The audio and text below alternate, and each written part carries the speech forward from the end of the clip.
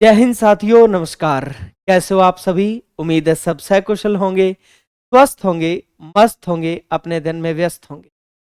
मैं पीसी रोज आपके अपने ऑनलाइन परिवार तैयारी कर लो पर आपका हार्दिक अभिनंदन स्वागत करता हूं। तो साथियों, पटवार का एग्जाम आप दे चुके हो। थोड़ा सा बोझ जो है वो हल्का महसूस कर रहे होंगे, थोड़ा रिलैक्स महसूस कर रहे होंगे, तनाव मुक्त महसूस कर रहे होंगे। और जैसा कि अपने पेपर का अगर मेजरमेंट करें, कंक्लूजन निकालें और अगर इसमें अपने अवलोकन करें पेपर का, तो पेपर जो है वो तुलनात्मक रूप में आसान था। विशेष रूप से हिंदी की अगर अपने बात करें तो हिंदी को ज्यादा टफ, ज्यादा कठिन नहीं आई थी, तुलनात्मक रूप में आसान थी। 2-3 प्रश्न बहुत स्तरीय बढ़िया प्रश्न थे, बाकी आसान थी, इतनी कोई समस्यागत बात नहीं थी। और ऑल ओवर पेपर की भी अगर अपने बात करें, दोनों पारियों के पेपर ही इजी थे। अब इसको नया नाम दे दिया गया, इजी टू मॉडरेट। वास्तविक बात यही है कि पटवारी के स्तर का जो पेपर आज तक रहता आया है, जिस स्तर की पटवारी की भर्ती है उस स्तर के अनुकूल पेपर आसान था। वास्तविक बात तो यही है। अब अभ्यर्थियों को बरगलाने के लिए या अभ्यर्थियों को समझाने के लिए या किसी तरह मोटिवेट रखने के लिए या कोई भी और तरीका हो सकता है जिसके लिए कह दिया जाए मॉडरेट है या मॉडरेट टू टफ है, पर वास्तविक बात यही है कि पेपर कोई भी हार्ड नहीं था, इजी पेपर था। मध्यम से भी थोड़ा कम स्तर का ही था, मध्यम स्तरीय तक भी नहीं पहुंचा। तो पेपर पटवार के अकॉर्डिंग आज तक जो पेपर होता है वो यही था। उसमें भी अपने हिंदी की बात करें तो मैं आपको शुरू से ही लगातार ऐसा ही की क्लासें लगा रहा हूं। पटवार के लिए भी मैंने आपकी क्लासें लगाई थी। मैंने आपको तब भी कहा था कि बच्चों, आप सभी अभ्यर्थी आगे जाकर एसआई की तैयारी करोगे और मुझसे आज ही लिख के ले लो, बाजार में जो प्रचलित पुस्तकें हैं, अच्छी पुस्तकें, मैं किसी की बुराई नहीं कर रहा, पर प्रचलित पुस्तकों से बाहर जाकर प्रश्न पूछने की प्रथा, प्रचलन, ट्रेंड आरपीएससी ने सेट किया है। और मैं आज आपको टॉपिक लिख के देके जाऊंगा कि एसआई में ये टॉपिक आप लिख लो। इन टॉपिक से बिल्कुल नए प्रश्न, बिल्कुल नए शब्द पूछे जाएंगे। जैसे मैं प्रत्यय का आपको लगातार कह रहा था कि प्रत्यय का नया शब्द आएगा, नया प्रश्न आएगा, नया ही आया है। जैसे शब्द दिया गया भार, और भार शब्द में क्या पूछा गया? प्रत्यय पूछा गया। प्रचलित रूप में हमें यही लगता है कि भार अपने आप में मूल शब्द है, इसमें कोई प्रत्यय नहीं है। लेकिन जब हम मानक पुस्तकों की ओर लौटते हैं, जो हिंदी व्याकरण का आधार स्तंभ है, जो केंद्रीय हिंदी निदेशालय की पुस्तकें हैं या उन लेखकों की पुस्तकें हैं जो व्याकरण के निर्माता है, रचयिता है, जो अब हेड ऑफ डिपार्टमेंट रहे हैं यूनिवर्सिटीज में अपने विभाग के, केंद्रीय हिंदी निदेशालय उन मानक पुस्तकों से अपनी पुस्तक तैयार करता है। डॉक्टर हरदेव बाहरी सर, वासुदेव नंदन सर, कामता प्रसाद गुरु सर, वाजपेयी सर, उन पुस्तकों का संकलन हमने जो है वो हिंदी व्याकरण की पुस्तक में एसआई के अकॉर्डिंग किया है और उसी अकॉर्डिंग प्रैक्टिस मॉडल पेपर तैयार किया है। और अभी तो 17 अगस्त तक इस पर ऑफर चल रहा है, आप ये दोनों पुस्तकें एसआई के लिए, हिंदी के लिए ले सकते हैं, जो पूरा प्रथम पेपर कवर करेंगी। याद रखना ये बात, मैं आपको बताता हूं, ये उन मानक पुस्तकों, अब बाहर शब्द है ना, आप उठाओ, कहीं किसी पुस्तक में नहीं मिलेगा, लेकिन जब अपने उठाते हैं वासुदेव नंदन सर की पुस्तक, तो प्रत्यय शुरू होते ही दूसरे पेज पर भर प्लस ऐसे बाहर दिया हुआ है। उन पुस्तकों को पढ़ा, समझा, रातें काली की, समय बिताया उन पर, फिर यह पुस्तक संकलन तैयार हुआ है। तो आप एक बार अवश्य, जब इस पुस्तक को, मैं ये नहीं कहता खरीदो, तुम तो पुस्तक स्टोर पर, पुस्तक भंडार पर जाकर एक बार देखो, कोई भी एक टॉपिक उठाकर देखो, तुम्हें खुद फर्क महसूस होगा। अब आ जाओ अपने हिंदी पर। तो पहला प्रश्न पूछा गया है कि निम्न में से कौन सा शुद्ध वाक्य है? कौन सा शुद्ध वाक्य हो सकता है थोड़ा सा आपको धुंधला दिख रहा हो, पर मैं बोल के बता दूंगा तो आराम से समझ आ जाएगा। आंसू से मुख रजनी का भीग गया, अशुद्ध वाक्य। वाक्य शुद्ध ये होना चाहिए, रजनी का मुख आंसुओं से भीग गया, आंसू से भी नहीं, आंसुओं से भीग गया, क्योंकि आंसू बहुवचन शब्द है, बहुवचन रूप में प्रयुक्त होता है। आंसुओं से भीग गया, ये मैं दिल्ली गया था, ये पूर्णतः शुद्ध वाक्य। वे क्या करना चाहता है, नहीं, वे क्या करना चाहते हैं, जब वे आया है तो बहुवचन है, तो वे क्या करना चाहते हैं।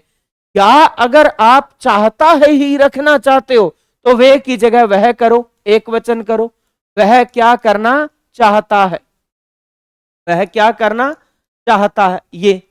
इसके बाद देखो, रोगी को हिलाकर दवा पिलाओ। अरे दवा हिलानी है, रोगी को हिलाने का फायदा, रोगी को मिक्सर में डाल दो, इससे अच्छा है मिक्स ही कर दो बेचार। रोगी को हिलाकर नहीं, रोगी को दवा हिलाकर पिलाओ, या यूं लिख दो दवा हिलाकर रोगी को पिलाओ, दवा हिलाकर रोगी को पिलाओ, यह शुद्ध होगा। तो इसका विकल्प भी शुद्ध हो जाएगा। मैं दिल्ली गया था। फिर यह पूछा गया बार शब्द में निहित प्रत्यय है।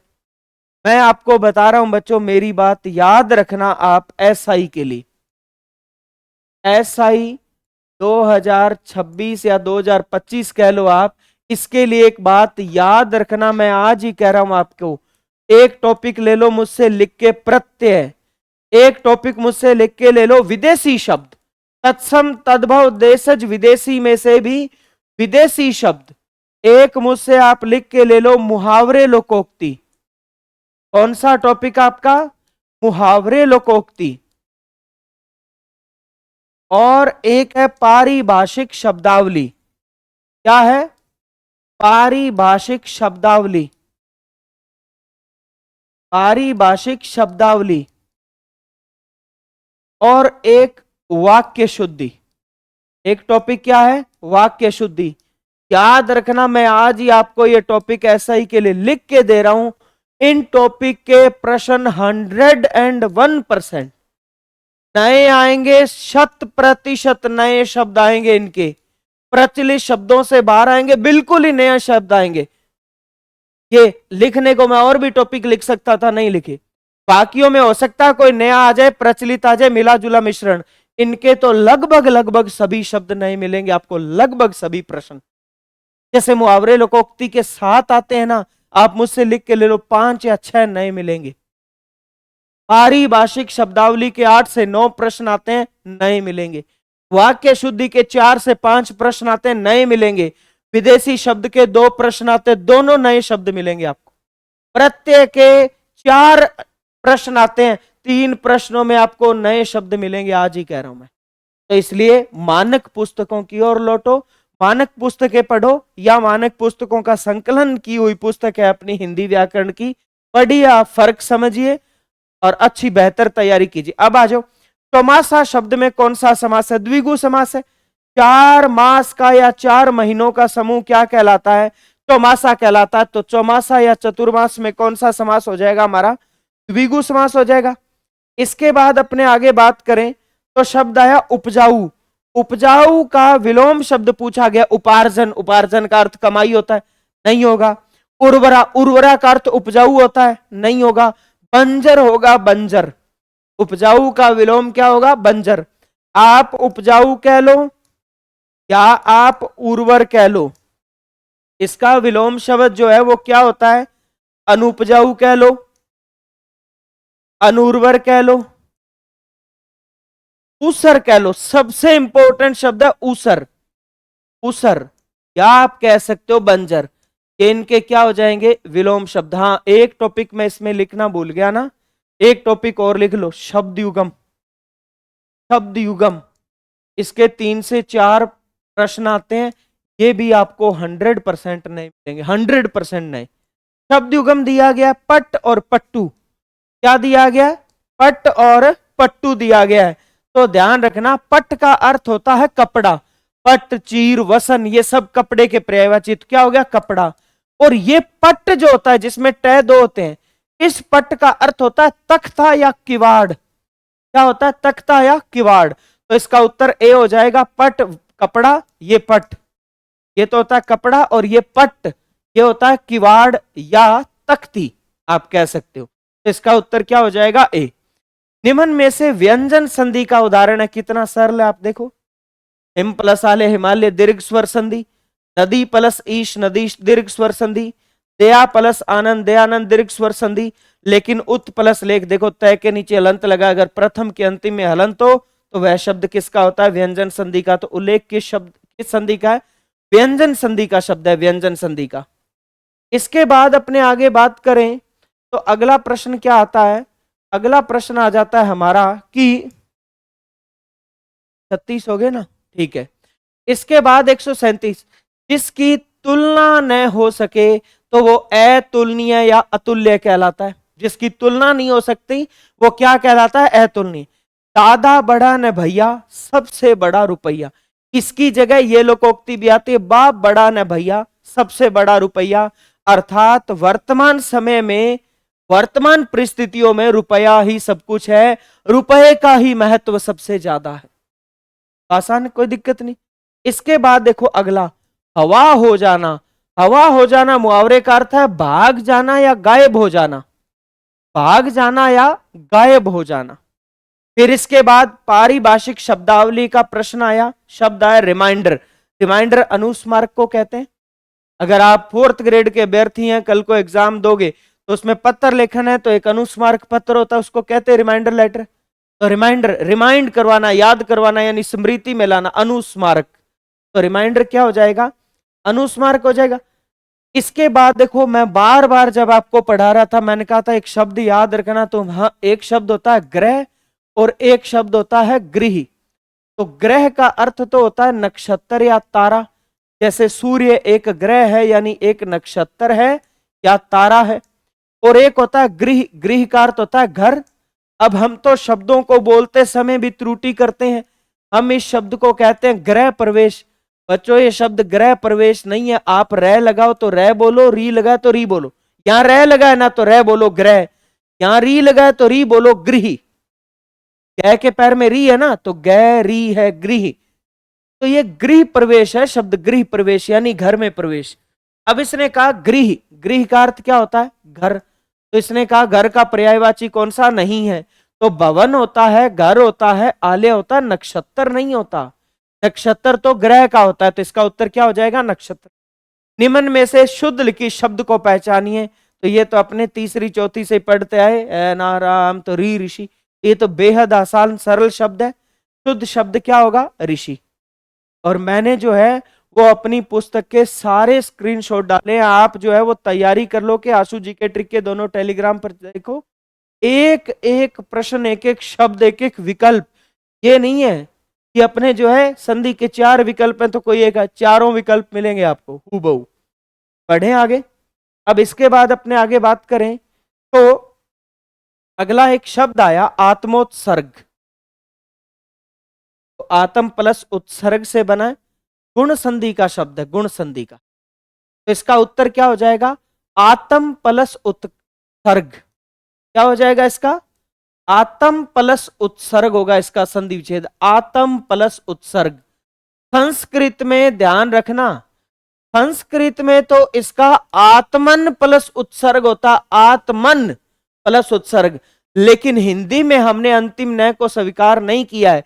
जैसे संस्कृत में तो क्या होता है, महान प्लस आत्मा महात्मा होता है, अपने स्वीकार किया महा प्लस आत्मा महात्मा। तो वैसे ही हिंदी में स्वीकार किया गया आत्म प्लस उत्सर्ग आत्मोत्सर्ग। तो संस्कृत में क्या स्वीकार्य है, हिंदी में हमने वर्तमान में क्या स्वीकार कर रखा है। और हमारे एग्जाम में हिंदी व्याकरण है, तो जो हिंदी में वर्तमान में स्वीकार्य है वो चीज पढ़नी है हमें, वो मानक चीज है हमारे लिए। छोटी छोटी बातें ध्यान रखनी है। तो आगे बढ़े अपने, तो आत्म प्लस उत्सर्ग। इसके बाद इन्होंने पूछा पर्याप्त शब्द में उपसर्ग बताओ। तो पर्याप्त जो है वो यण संधि का शब्द है, प्री प्लस आप्त से बना हुआ है, प्री प्लस आप्त। तो इसमें कौन सा उपसर्ग हो जाएगा, प्री उपसर्ग हो जाएगा, प्री। पर्याप्त में कौन सा उपसर्ग है, प्री। फिर आप बीती किस समास का उदाहरण है, तो आप बीती होती है आप पर यानी खुद पर बीती हुई, आप पर या खुद पर बीती हुई। पर विभक्ति और में विभक्ति होती है अधिकरण तत्पुरुष समास की। तो तत्पुरुष समास का उदाहरण है, और तत्पुरुष में भी पूछे तो आप पर बीती हुई ये इसका विग्रह होगा, और अधिकरण तत्पुरुष समास का उदाहरण होगा। फिर इसके बाद इन्होंने लिखा है असित और अशित। एक शब्द तो लिखा हुआ है असित और एक लिखा हुआ है अशित। अब सुनना, ऊपर वाला जो असित है, सुनना, सित का अर्थ होता है सफेद, इसीलिए सित का विलोम शब्द या शाम का विलोम शब्द होता है श्वेत। सित या शाम का विलोम शब्द होता है सित का अर्थ सफेद, श्वेत का अर्थ भी सफेद। इन दोनों का विलोम शब्द होता है श्याम या असित। सित का अर्थ होता है सफेद, असित का अर्थ जो सफेद नहीं है यानी काला है। सित का अर्थ क्या हो गया? काला। और अशित, अशित का अर्थ होता है छोड़ा हुआ। जैसे अपने खाना खा के छोड़ देते हैं जो जूठा बचा हुआ है, तो छोड़ा हुआ या जूठा, तो इसका विकल्प क्या हो जाएगा? सी, काला और जूठा। इसके बाद इन्होंने पूछा प्रज्ञ का विलोम शब्द। आपको मैं बार बार बताता रहा कि एक शब्द होता है ज्ञ, ज्ञ का अर्थ होता है ज्ञान। ज्ञ का अर्थ क्या होता है? ज्ञान होता है, ज्ञान। अब आप ज्ञ से पहले ए जोड़ोगे, ए का अर्थ होता है नहीं, तो जिसको ज्ञान नहीं है यानी जानकारी नहीं है वो अज्ञ। इसका विलोम शब्द क्या होता है? विज्ञ, प्रज्ञ या सुविज्ञ। इसके बाद मैंने आपको बताया अल्पज्ञ का बहुज्ञ या सर्वज्ञ और अभिज्ञ का अनभिज्ञ। तो इन्होंने पूछा है प्रज्ञ का विलोम शब्द, प्रज्ञ का, तो प्रज्ञ का विलोम शब्द क्या होगा? अज्ञ होगा, अज्ञ। क्या हो जाएगा? अज्ञ। इसके बाद अपने आगे बात करें तो प्रश्न आया क्या? किसका प्रश्न पूछा गया? अहंकार का। क्या पूछा गया? पर्यायवाची कौन सा नहीं है? तो अहंकार का पर्यायवाची कौन सा नहीं है? तो दिए गए विकल्पों में अहंकार का पर्यायवाची दंभ भी होता है, दंभ घमंड को कहते हैं। अच्छा, मद भी होता है, मद का अर्थ नशा यानी घमंड में चूर। और दर्प भी होता है, दर्प, दर्प का अर्थ भी क्या होता है? नशा। नशा मतलब चूर, नशे में चूर यानी घमंड में चूर, अहंकार में चूर। तो दंभ, मद या दर्प होता है, दार नहीं होता, दार। तो इन्होंने कहा अहंकार का पर्यायवाची नहीं है, तो कौन सा नहीं है? दार नहीं है, दार। फिर इसके बाद इन्होंने क्या पूछा? अगला प्रश्न, अशुद्ध शब्द का चयन करो। एक शब्द लिखा हुआ विस्मयार्थक, विस्मय प्लस अर्थक से बना, विस्मयार्थक बिल्कुल सही है, दीर्घ संधि का शब्द है। फिर लिखा हुआ शिथिल, शिथिल का अर्थ होता है ढीला, तो शिथिल शब्द ये लिखा हुआ बिल्कुल सही है। स्मृति, स्मृति का अर्थ होता है याददाश्त, बिल्कुल सही है, याद। अच्छा, भावहीन, हम सभी को पता है कि हीन शब्द में है में ई की मात्रा बड़ी आती, तो ये गलत लिखा हुआ। एग्जाम में भावहीन लिखा हुआ है, भावहीन नहीं, भावहीन अशुद्ध है, भावहीन होता है। तो इसका विकल्प क्या हो जाएगा? भावहीन। अशुद्ध शब्द क्या हो जाएगा? भावहीन हो जाएगा। भावहीन जो है ये क्या होता है? शुद्ध होता है, शुद्ध वाक्य है, ये अच्छा था। एक तो बाहर वाला मैंने आपको करवा दिया था ना,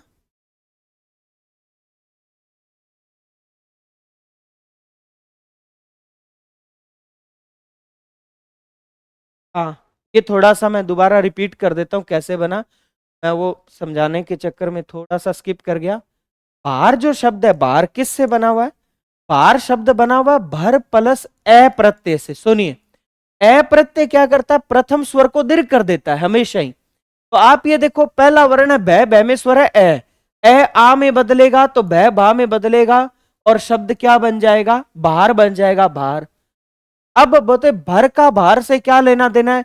जो चीज भर जाए सी में तो बाहर होता है, तो भर से क्या उत्पन्न होता है? बाहर उत्पन्न होता है। आप देखो किसी चीज में बाहर कब होता है? जब वो भर जाए। तो अ प्रत्यय उत्पत्ति का बोध करवाता है, संतान या उत्पत्ति का। तो भरने से ही क्या उत्पन्न होता है? बाहर उत्पन्न होता है, उत्पत्ति का बोध करवाता है। इसलिए भर में अ प्रत्यय जुड़कर शब्द क्या बना है? बाहर बना है। अब यहां आ जाओ, शुद्ध लिखित वाक्य है। पहला वाक्य, उसका आत्मा निकल गया अशुद्ध। वाक्य शुद्ध क्या होगा? उसकी आत्मा निकल गई। शुद्ध क्या होगा? उसकी आत्मा निकल गई। फिर इसके बाद दूसरा वाक्य है, आप कहां जाओगे। ज्यादातर बच्चे जो है वो ये करके आए हैं कि शुद्ध वाक्य है तो आप कहां जाओगे, ये अशुद्ध वाक्य है, ध्यान रखना, शुद्ध नहीं है।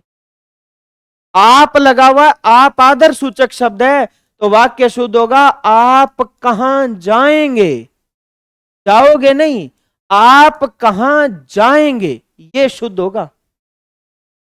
आप की जगह अगर तुम लगा दो तो बिल्कुल सही है, तुम कहां जाओगे, तुम के लिए जाओगे लिख सकते हो, लेकिन आप आदर सूचक शब्द है, इसके लिए जाओगे नहीं लिख सकते, आप कहां जाएंगे, यह शुद्ध होगा। जैसे उदाहरण के रूप में वाक्य आता है, अब आप पढ़ो, नहीं नहीं नहीं, अब आप पढ़िए, आप आदर्श सूचक शब्द है पढ़िए, अब तुम पढ़ो ये शुद्ध है। अब आप जाओ, नहीं, अब आप जाइए, आप आदर्श सूचक शब्द है जाइए, अब आप जाइए, और अब तुम जाओ ये शुद्ध है।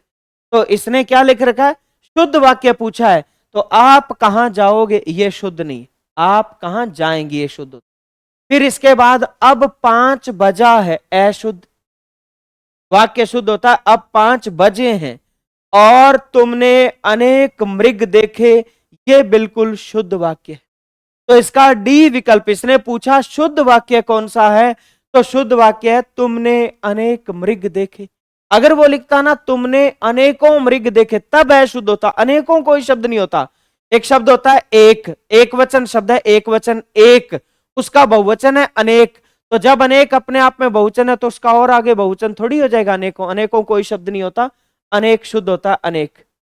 तो शुद्ध लिखित वाक्य क्या है, शुद्ध लिखित वाक्य है अनेक। जिसके समान कोई अन्य न हो, तो इसका उत्तर है अनन्य। मैं आपको अन उपसर्ग करवा रहा था अभी 1-2 दिन पहले यूट्यूब पे, तब मैंने बहुत अच्छे से समझाया अन उपसर्ग को। मैंने कहा बेटे अन प्लस अन्य से अनन्य बना है, और उदाहरण भी दिया मैंने अनन्य का, कैसे बताता हूं, ए ज्यों का त्यों, न क्या है आधा, आधे न के बाद देखो क्या है ए, आधे न में ए मिलकर न पूरा हो जाता है, न और ये अनन्य। अनन्य कहते हैं जिसके जैसा कोई अन्य न हो, और मैंने उदाहरण क्या दिया था, मीरा कृष्ण की अनन्य भक्त थी, यानी मीरा जैसा कोई अन्य भक्त नहीं था, जिसके जैसा कोई अन्य न हो, अनन्य। इसके बाद अपने आगे बात करें तो उदाहरण क्या आ जाता है, फिर उदाहरण आ जाता है हमारा, एक प्रश्न आया, नोटिफिकेशन का पारिभाषिक शब्द अर्थ बता दो। नोटिफिकेशन का, तो नोटिफिकेशन का अधिसूचना होता है, ये तो बहुत आसान है। परिपत्र, ज्ञापन, ज्ञापन होता है मेमो या मेमोरेंडम, विज्ञापन होता है एडवर्टीजमेंट, जिसको अपने कहते हैं ना, बार बार तुम कहते हो सर यूट्यूब पे ऐड आ गई, उसका पूरा शुद्ध नाम, पूर्ण नाम, ऐड तो शॉर्ट नेम है ना, पूरा नाम है एडवर्टीजमेंट। हम उसको एडवर्टाइजमेंट भी बोल देते हैं, पर शुद्ध उच्चारण है एडवर्टीजमेंट। एडवर्टीजमेंट होता है विज्ञापन, ठीक है ना। और नोटिफिकेशन क्या हो जाता है, अधिसूचना हो जाता है। तो इसका नोटिफिकेशन का पूछा गया था, तो ये क्या हो जाता है, अधिसूचना हो जाता है। इसके बाद अपने बात करें तो एक मुहावरा है कानाफूसी करना। क्या मुहावरा है, कानाफूसी करना। इसमें बच्चे दो में कंफ्यूज हुए, चुगली करना और चुपके चुपके बातें करना। हालांकि दोनों ही कहीं ना कहीं शुद्ध है, लेकिन जब दोनों विकल्प में, तो इसका पूर्णतः शुद्ध है चुपके चुपके बातें करना। कानाफूसी करने का अर्थ होता है चुपके चुपके बातें करना। चुगली करना तो होता है कान भरना, किसी के खिलाफ कान भरना, ये चुगली करने से संबंधित, या किसी के बारे में उल्टी सीधी बातें जो है वो किसी के मस्तिष्क में डालना, तो ये हो जाता है। कानाफूसी करना का उचित अर्थ होगा चुपके चुपके बातें करना। फिर एक लोकोक्ति आई, लेना एक न देना दो, यानी किसी से कोई मतलब नहीं होना, यानी बिना मतलब। लेना एक न देना दो का क्या हो जाएगा, बिना मतलब, यानी किसी से कोई मतलब नहीं हो। तो ये थी हमारे किसकी, प्रश्नोत्तरी पटवार के बारे में। ज्यादातर आसान थी। एक तो वाक्य शुद्धि का ये जो प्रश्न था अभी जो मैंने आपको करवाया, आप कहां जाएंगे, ये बेहद अच्छा था। एक बाहर में प्रत्यय, बेहद अच्छा प्रश्न था, ठीक है ना। एक कानाफूसी करना मुहावरे वाला प्रश्न जो है ये अच्छा था। लेना एक न देना दो अपनी तो बुक में दिया हुआ है, कोई दिक्कत नहीं है ना। किसी से कोई मतलब नहीं होना यानी बिना मतलब, ये भी एक अच्छा था। बाकी सामान्य प्रश्न थे भी, इतने कोई विशेष प्रश्न इजी था। इसलिए एक सूचना और दे देता हूं, अभी आज अंतिम दिन है ऑफर का, तो आप सब इंस्पेक्टर का अगर पूरा कोर्स लेना चाहें, जिसमें फर्स्ट और सेकंड पेपर दोनों, फर्स्ट और सेकंड पेपर दोनों कंप्लीट, तो ये मात्र इस शुल्क पर उपलब्ध है 1999। और इसके साथ हिंदी व्याकरण की और प्रैक्टिस मॉडल पेपर दोनों पुस्तकें फ्री। अब आपका अगला टारगेट ऐसा ही तो है। तो इसके लिए नया बैच भी जो है वो शुरू हो चुका है। आप नया बैच ले सकते हैं, बैच के साथ दोनों पुस्तकें फ्री। और अगर आप केवल हिंदी का प्रथम पेपर लेना चाहें तो इसके साथ भी ये दोनों पुस्तकें पूर्णतः निःशुल्क है, फ्री है। होम डिलीवरी की जाएगी, वो भी घर पर फ्री, डिलीवरी भी फ्री है इसकी, तो आप ले सकते हैं। पूरी टीम आपके सामने है। तो आगामी भर्ती के लिए मैं अभी से आप में उत्साह प्रेरणा भरते हुए यही कहता हूं, साथी अभी रुकना नहीं है, थकना नहीं है, मंजिल अभी दूर है। इस मंजिल का, पटवार का तो पता तब चलेगा जब परिणाम आएगा। तब तक अपने जो है वो हाथ पर हाथ धरे बैठे रहकर समय व्यर्थ नहीं कर सकते। दोनों कंधों पर दो दो सितारों की एक वर्दी, एक नया सपना, एक नई उम्मीद हमारा इंतजार कर रही है। तो आज ही से उस कल्पना को जो है वो यथार्थ साबित करने के लिए जुट जाइए। अच्छी पुस्तकों, अच्छी टीम, अच्छी तैयारी के साथ, इन्हीं मन कामनाओं, शुभकामनाओं के साथ मैं विदा लेना चाहूंगा। मिलते हैं अगले सेशन में, तब तक के लिए आप सभी को प्यार भरा नमस्कार। जय हिंद, जय भारत।